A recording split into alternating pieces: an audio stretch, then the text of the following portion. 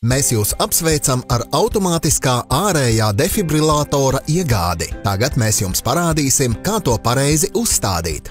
Sagatavojiet savu ierīci. Izņemiet to no oranžās somiņas.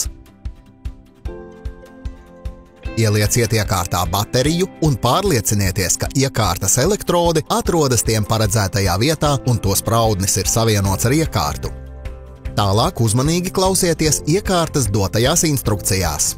Kad jūsu defibrillators ir iestatīts, pārliecinieties, ka uz tā statusa indikātora ir redzams ierīces, baterijas un spilventiņu pašreizējais stāvoklis. Pēc defibrillatora sagatavošanas ielieciet to atpakaļ oranžajā somā. Noteikti pārliecinieties, ka arī iekārtas elektrodi somā ir novietoti pareizi. Ņemiet vērā, ka defibrillators ir jāuzstāda vietā, kurā uzturās daudz cilvēki. Tas ir jāuzstāda visiem labi redzamā vietā, kā arī iekārtai no visām pusēm ir jābūt viegli pieejamai. Tālāk iekārtu kopā ar aptieciņu ievietojiet iepriekš uzstādītajā sienas turētājā vai uzglabāšanas kastē. Visbeidzot, noteikti informējiet visus kolēģus par tikko uzstādītās iekārtas atrašanās vietu, lai ik viens uzreiz zinātu, kur meklēt palīdzību ārkārtas situācijas gadījumā.